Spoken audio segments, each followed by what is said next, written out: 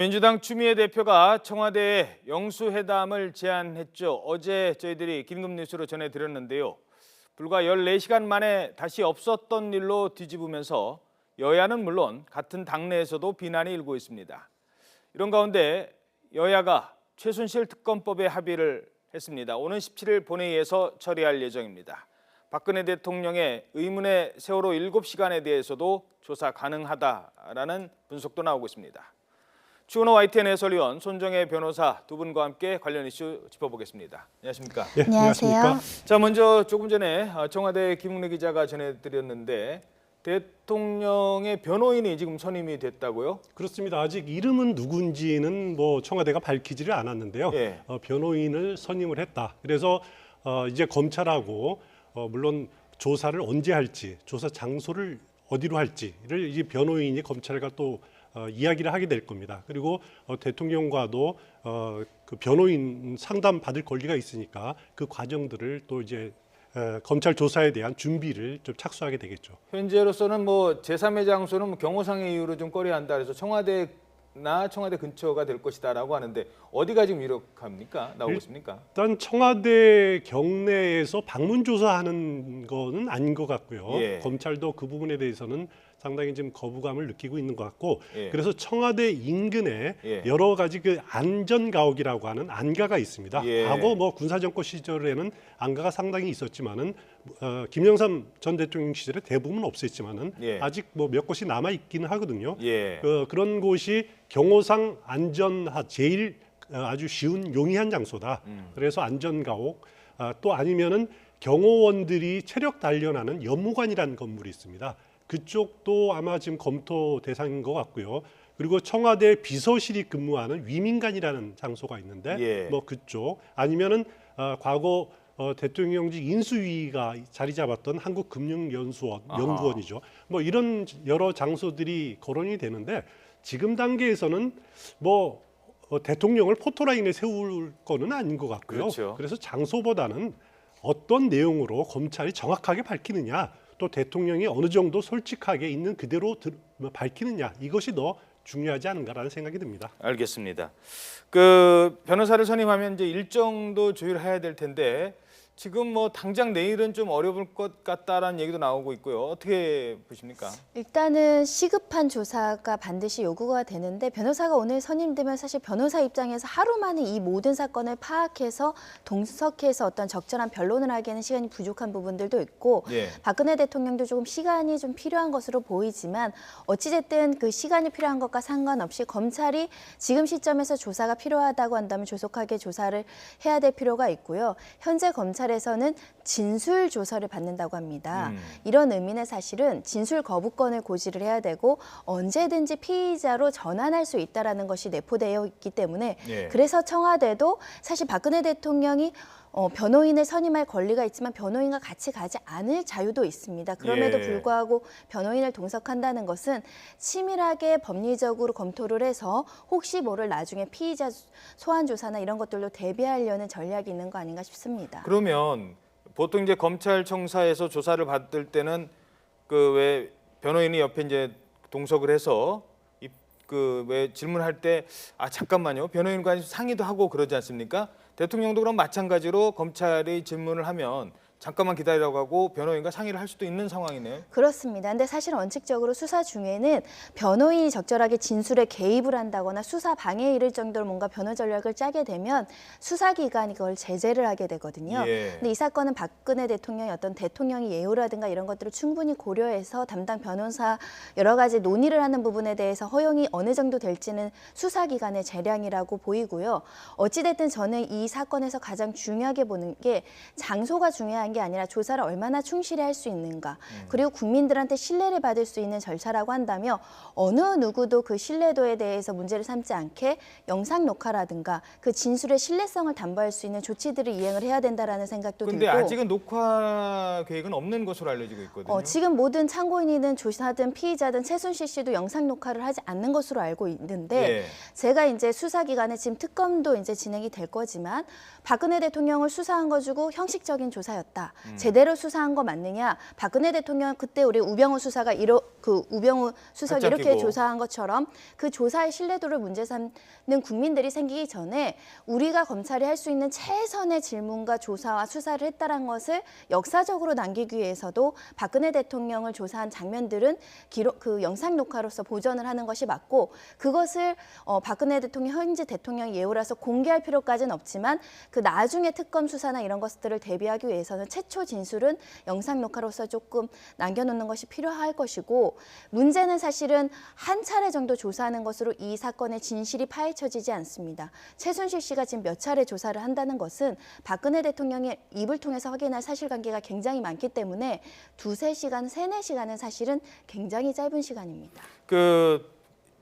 이번에 검찰 조사뿐만 아니라 나중에 특검도 하게 될 거고 그럼 특검에서 또 박 대통령 또 조사할 수 있는 거고요. 그다음에 국정조사를 할 때도 또 그 내용이 중복된 질문이 있을 수 있기 때문에라도 녹화를 해놓고 그걸 나중에 다시 들여다보면 추가 질문을 할 수 있는 거지 했던 질문 또 반복하고 지금 조사 시간도 다른 사람은 뭐 밤샘 조사, 16시간 조사, 고강도 조사하지만 대통령에 대한 조사 시간도 지금 최대한 줄여야 된다 이런 얘기도 나오고 있지 않습니까? 그런 측면에서 영상을 녹화해야 된다는 거죠. 영상 녹화를 하는 목적 중에는 그 수사 절차상의 어떤 신뢰도를 담보하는 측면도 있겠지만 그 피의자나 참고인한테 반복적인 조사를 하지 않겠다는 목적도 있기 때문에 그 표정이나 답변하는 태도라든가 그런 진실성은 담보한다는 의미로 그 해석될 수도 있습니다. 예, 알겠습니다. 자, 대통령에 대한 조사 내용은 잠시 뒤에 혹시 다시 다룰 수 있으면 다시 다루도록 하겠습니다. 어제 추미애 대표 얘기를 좀 해보죠. 저희들이 어제 이 시간에 속보로 전해드렸는데 그때도 이게 가능할까? 야당은 알을까? 다른 야당은 알을까? 이랬는데 다른 야당도 몰랐고 당내 대선 주자도 몰랐고 결국은 이걸 취소하는 정말 모양새만 구기는 결과가 나왔어요. 어떻게 보십니까? 그렇습니다. 한마디로 추미애 대표가 아주 위험하고 아슬아슬한 단독 플레이를 했다. 이렇게 정리하면 될 것 같고요. 물론 어제 열린 의원총회에서 당내 의원들이 아주 대부분 강력하게 반발을 했었죠. 예. 그리고 시민사회단체 원로들도 지금 해서는 안 된다라고 적극 만류를 해서 결국은 무산되는 것으로 끝이 났는데 그걸 보고 저는 이런 생각이 들었습니다. 추미애 대표가 물론 그동안 추미애 대표나 민주당이 촛불 민심을 적극적으로 주도해 나가지 못한 것이 사실이 아닙니까? 예. 그래서 지난 주말에 촛불 민심을 확인하고 그것을 대통령에게 가감 없이 현장의 목소리를 전달하겠다. 그런 그 선의에서 시작이 됐다고는 생각이 되지만은 결국 그동안 이 과정을 주도하지 못한 데 대한 조급함이 상당히 자리 잡았지 않느냐. 예. 그래서 물론 다른 야당과의 관계에서도 좀 주도권을 국정의 주도권을 잡겠다라는 그런 의도가 다분히 담겨져 있었는데 명색이 제1야당의 대표인데도 그렇습니다. 예. 그래서 뭐 계속 그 제1야당 대표가 가만히 있어야 된단 말이냐 이런 표현을 하지 않았습니까? 예. 하지만 그것이 결국은 야권 공조를 깨트리는 그런 그 가능성이 있다라는 그런 경고들이 계속 있었고 예. 또 어떻게 보면 촛불 민심은 그동안 추미애 대표나 민주당이 가만히 있다가 그렇죠. 다른 밥에 뒤에. 숟가락 올리는 것 아니냐. 예. 숟가락 올리다는 차원을 넘어서서 아예 주빈 행세를 하려고 하는 것이다라고 하는 그런 거부감들, 반발감들이 상당히 작용을 했던 것 같습니다. 그러니까 100만 시민들 모이는 자리에 사실 추미애 대표나 박지원 비대위원장 같은 경우는 그냥 와서 자리 하나 차지하고 갔지 그동안 역할이 없었다는 본인들 나름대로의 평가도 있었기 때문에 그럴 수도 있습니다. 그 과거부터 추미애 의원 시절, 그러니까 초선 때부터 계속 쭉 지켜보셨기 때문에 추미애 대표의 어떤 리더십 이런 건 어떻습니까? 추미애 대표가 별명이 그 추다르크라고 그렇죠. 그럽니다. 잔다르크하고 이렇게 그 성을 합쳐서 추다르크라고 그러는데 그만큼 어떻게 보면은 나 아니면은 해결을 못한다라고는 이제 독단적인 리더십이 좀 있는 것은 사실입니다. 예. 그래서 과거 환노위원장 시절이었죠. 그때 비정규직 법안을 그렇게 처리하는데 합의를 해준 그런 경우도 있었고, 그렇죠. 또 지난번에 9월이었죠. 대표의 취임 직후에 전두환 전 대통령을 예방하겠다라고 당내 의견 수렴 절차 없이 단독으로 결정을 해서 또 전두환 전 대통령 측과 일정까지 조율을 하지 않았습니까? 예. 당내 반발에 밀려서 취소하는 그런 그 경우도 있었는데 한번 추미애 대표 좀 리더십 상처받은 건 틀림없는데 과연 이런 리더십이 지금 이 단계에서 필요한 건지 한번 스스로 돌이켜보는 그 계기가 됐으면 좋겠습니다. 알겠습니다. 자, 지금부터는 박근혜 대통령의 선택지를 살펴보도록 하죠. 어제 뭐 저희 시간에 5가지라고 했습니다만 크게 봤을 때 지금 생각할 수 있는 국민들이 생각한 선택지는 2개인 것 같습니다. 하야, 스스로 물러나는 것, 그리고 탄핵, 쫓겨나는 것. 표현이 좀 죄송합니다만 물러나거나 쫓겨나거나 둘 중에 하나입니다. 자, 어떻게 다루고 절차가 어떻게 되는지 좀 설명을 해보도록 하겠습니다. 먼저 저희 그래픽 나오는데요. 하야라는 게 어떤 겁니까? 박근혜 대통령 스스로 물러나게 되면 하야된다라고 볼 수 있을 것 같고요. 그 이후로부터 60일 이내에 후임자를 선거하게 됩니다. 탄핵 네. 절차 같은 경우는 탄핵 결정까지 탄핵 그 심판 결정은 헌법재판소에서 최종적으로 이루어지게 탄핵 되고 심판권은 언제죠? 네, 그 어떤 국민들의 대표라고 할 수 있는 국회에서 대통령 소추를 의결할 수 있기 때문에 어떻게 보면 국민들이 주어진 권력을 국회를 통해서 헌법재판소를 통해서 강제로 회수하는 절차라고 보시면 되는데 사실 실질적으로 대통령이 거리된 상태에 대해서는 차이는 없을 수 있지만 이 탄핵 절차로 가게 되면 시간은 좀 소요될 수 있습니다. 그렇죠. 왜냐하면 180일이면 거의 6개월 동안 헌법재판소 심판 절차나 소추 의결 절차가 진행된다고 보시고 그로부터 또 60일 이내에 또 후임자를 선거해야 되기 때문에 상당한 시간이 소요될 것이라고 보이는데 이 하야나 탄핵은 동시에 진행될 수도 있습니다. 탄핵 절차를 가던 중에 어떤 민주적 정당성이 상실됐다라는 판단하에 하야하실 수도 있기 때문에 그 절차는 병존할 수 있다라고 생각을 하고요. 지금 야당이나 우리 국회에서 그럼에도 불구하고 탄핵 소추 절차를 바로 들어가지 못하는 것은 정족수의 차이입니다. 최종적으로 탄핵 소추를 의결하려면 국회에 한 200석 이상의 어떤 찬성표가 나와야 될 것인데 그렇죠. 3분의 2. 지금 야당의 표만으로는 171석. 할 수 없습니다. 그러면 혹시나 여당에서 나중에 180일이라는 시간 동안 6개월이라는 시간 동안 변수가 생길 수 있지 않겠습니까? 29명. 예, 그 어떤 정족수를 충족하느냐 마느냐 그런 것들이 사실은 탄핵 절차를 언제 시작할 수 있고 실제로 갈 것이냐에 대한 중요한 요소가 될 거라고 보입니다. 과거 미국의 워터게이트 사건 때 그러니까 그 닉슨 대통령이 바로 하야하지 않았어요. 탄핵으로 가고 하원에서 탄핵 통과되고 상원에서 또 의원들이 찾아가서 정말 탄핵될 거요 하니까 그때 가서 이제 하야를 했단 말입니다. 명예를 그렇습니다. 위해서. 그러니까 탄핵과 하야가 따로 추진된다기보다는 같이 갈 수도 있는 거군요. 그렇습니다. 그 탄핵은 어차피 헌법에 규정된 절차이기 때문에 그거는 여야가 그 정시가 발의되고 국회에서 처리가 되는 가면 절차 되는데 예. 탄핵의 경우에는 말씀드렸듯이 지금 딱 그 29표가 야당으로서는 부족할 겁니다. 예. 그중에 새누리당 내부에서도 김무성 전 대표 같은 경우에는 탄핵에 착수해야 된다라고 이미 선언을 한 상태이기 때문에 그렇죠. 한 29표 이상을 새누리당 내에서 끌어들여야지만이 탄핵이 가결될 수 있는 거거든요. 그 과정이 과연 야당이 자신할 수 있느냐라는 것도 한번 앞으로 계속 검토해야 될 과정이고요. 그렇죠. 김무성 대표가 탄핵도 검토해봐야 된다고 했지 내가 탄핵 찬성하겠다는 얘기는 아니거든요. 그렇습니다. 시간이 지나면 또 어떻게 입장이 바뀔 수도 모르는 거고요. 예. 네, 새누리당의 책임이 그래서 강조가 되는 겁니다. 결자해지라고 하죠.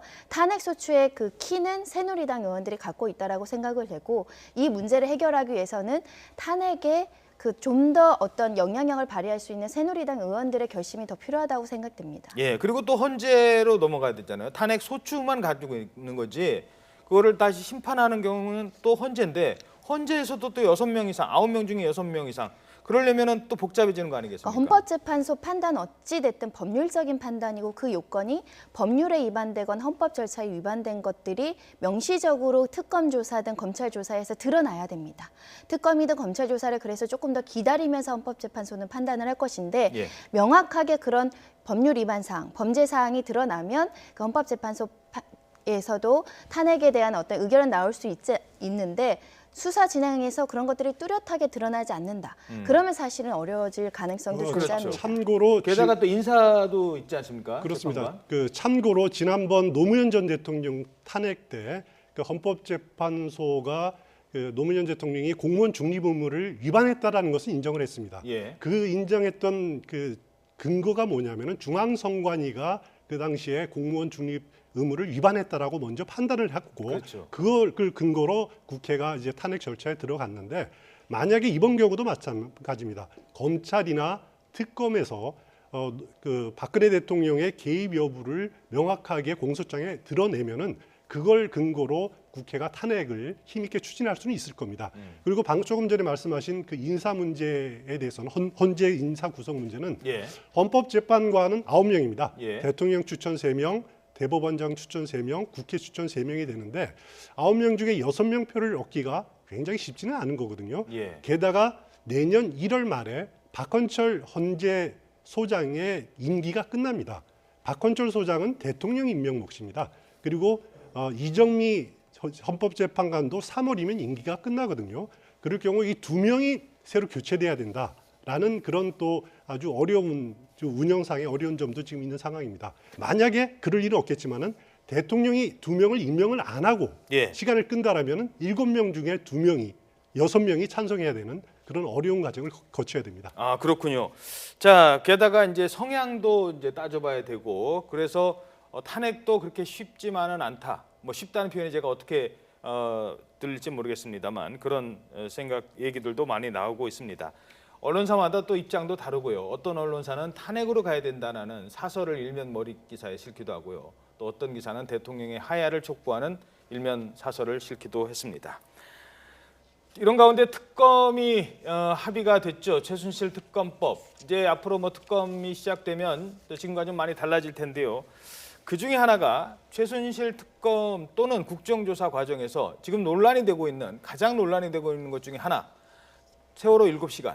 이 부분도 조사 가능하다 이런 얘기가 어제 나온 거죠? 사실은 어떻게 규정이 됐냐면 수사하다가 인지되는 사건에 대해서는 수사를 추가적으로 할 수 있게 사실 어떻게 보면 당연합니다. 수사라는데 다른 범죄 영역이 포착이 되면 수사를 할 수 있는 건 당연하지만 이걸 별도 조항으로 포괄적으로 따로 뒀죠. 포괄적인 조항을 통해서 관련된 수사는 충분히 가능하다. 그렇기 때문에 대통령의 7시간이 추가적으로 수사가 이루어질 가능성이 매우 높아졌다고 보입니다. 그러니까 보통은 이제 특검 합의문에 이것 조사한다, 이것 조사한다, 이것 등 조사한다라고 돼 있거든요. 나중에 특검이 그거 외에 다른 걸 조사할 때 여야가 상당히 대치를 합니다. 이게 특검의 권한이 있는 것인지 없는 것인지를 놓고 그거를 아예 처음부터 의혹을 불식시키기 위해서 포괄적으로 다른 것도 할 수 있다라고 포함을 시킨 거 아니겠습니까? 예, 수사 대상을 모두 15개 항목을 정했습니다. 예. 그중에 세월호 7시간 동안의 행적에 대한 조사는 지금 성형수술 의혹이 가장 크지 않습니까? 그 조항을 보면 14번째 수사 대상을 보면은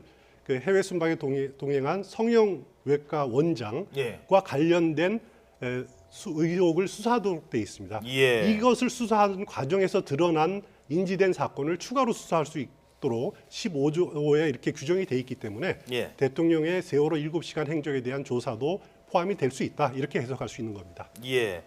특검이 누가 되느냐도 상당히 관심이 이제 될 텐데 아직은 뭐 거론되는 인물들이 있습니까? 어떻습니까?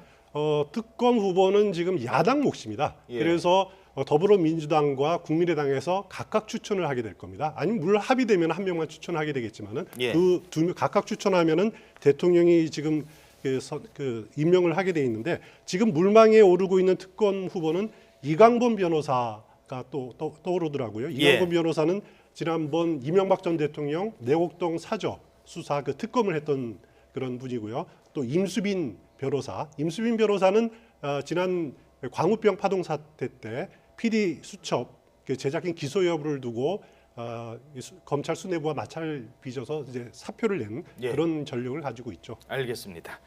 자, 한 가지만 더 짚어보도록 하죠. 어제 문고리 3인방 나머지 2명에 대한 조사를 마쳤죠. 그런데 이런 얘기가 나왔습니다. 바로 이미 구속된 정호성 전 비서관의 휴대전화에서 검찰이 문건을 확보해서 수사 중인데 여기에 미리 이번 사태에 대해서 조직적으로 짜맞추기 한 것 아니냐라는 정황이 담긴 내용이 있다라고 돼 있거든요. 굉장히 심각합니다. 휴대전화 통화 내역, 카카오톡 이런 메신저들이 밝혀지면 문제가 될 수 있기 때문에 이것을 뭐 지우는 방법, 어떻게 하면 수사에 그 문제가 없을까 이런 것들이 담겨 있다는 건데 짜맞추기라고 말씀하셨지만 법적으로는 조직적 증거인멸 행위가 되겠죠. 굉장히 심각한 문제입니다. 청와대 수석들이 문고리 3인방들이 이런 자료들을 공유했다라는 것 자체만으로도 굉장히 큰 범죄라고 생각이 되는데 이 부분에 대해서 추가적으로 조사가 이루어질 것으로 보이는데 안타깝게도 어제 고강도 수사를 했다는 이재만 안봉근 전 수석 같은 경우는 긴급 체포하지 않고 예. 집으로 귀가한 점들이 사실 조금 의아하게 생각될 수 있습니다. 예. 조직적 인멸행위나 이런 짜맞추가 있다가 한다면 사실 체포 사유로도 검토해 볼 수 있기 때문에 이런 부분들은 좀 보강적으로 수사가 더 이루어져야 될 필요성을 느껴야 될 것 같습니다. 예. 네, 한 가지만 말씀드리면 검찰은 보도 일부 언론의 보도 내용이 좀 사실과 다른 부분도 있다라고 하는 내용 입장을 밝혔습니다. 그래서 명확한 그 부분에 대한 규명도 있어야 될 것 같습니다. 시간 관계상 여기서 오늘 얘기는 모두 마쳐야 될 것 같습니다. 두 분 고맙습니다.